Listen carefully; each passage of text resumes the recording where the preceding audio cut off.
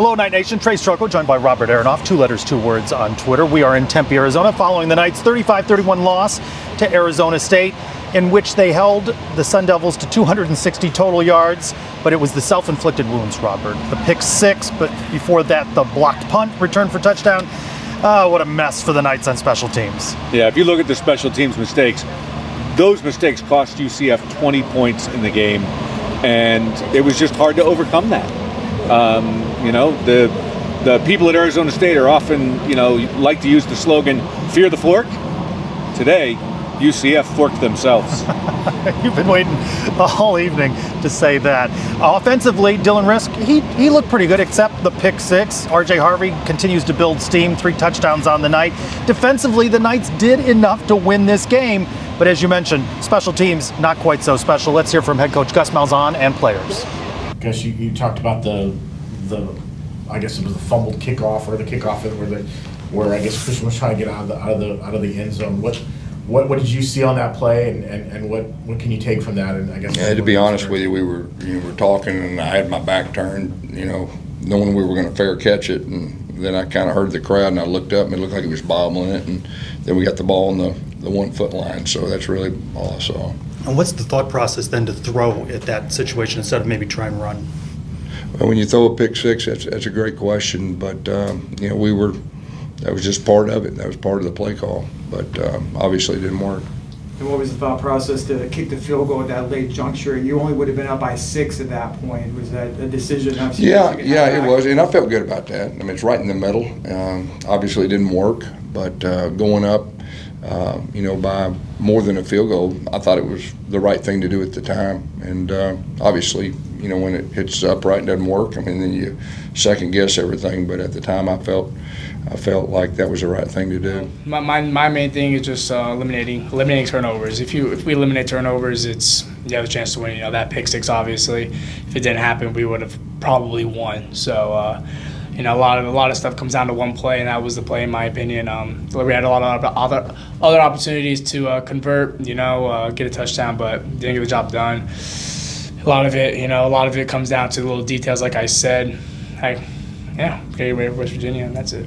A loss like this, it hurts. It hurts knowing that you could have did more because of the mistakes that you made, and just knowing that what we put out there was a good product, but the mistakes that we made masked that up, and you can see the outcome. Robert, the Knights with a lot of mistakes, they in fact really gifted this victory to Arizona State. Yeah, they truly did. It was a gift to Arizona State, and not only do Knight fans know it, not only do the Arizona State fans know it, but the coaches and players at Arizona State knew it as well. I had a chance to talk with the coaches and players from Arizona State after the game, and one of the things that, of course, there was talk about the great play of the quarterback and the good things they did, but Coach Dillingham said very flatly that they should not have won this game, that UCF gifted it to them. He said that he was outcoached and that that the team won despite that. He had a lot of positive things to say about the UCF coordinators on the other side of the field as well. Plus 14. Game changing for us. I mean, we shouldn't have won that football game. We played horrible. We didn't coach great. We shouldn't have won that game. But guess what? Good teams find a way. Good teams find a way, and we found a way. And kudos to our guys. To be honest with you, I was running. My man motion. I was running with him. As soon as I looked up, I seen the ball. I said, "Okay." That's my first ever pick 6. So I'm glad I could have do it for the team and put our team in the spot. I wasn't calling it. So would I say, yeah, there was some new wrinkles from the new play caller. He does a phenomenal job.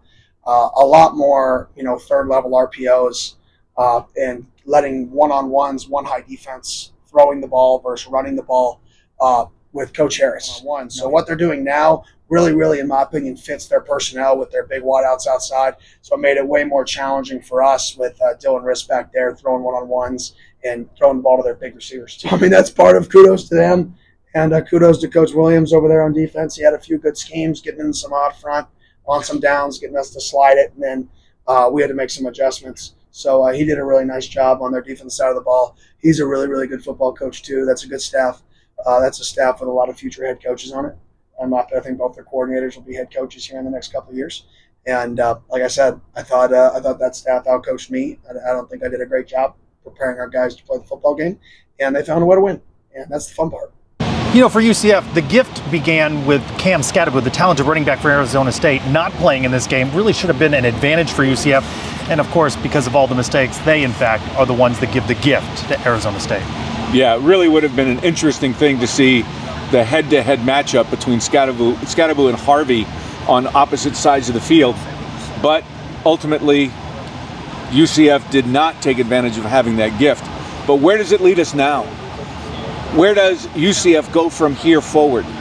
It means that UCF has to be perfect. It means that UCF has to win the next 2 games in order to even match, potentially, the meager level of success that was experienced last season. Bye week, then on the road at West Virginia, home to Utah. You mentioned it, backs are against the wall. The Knights are 4-6, must win the next 2.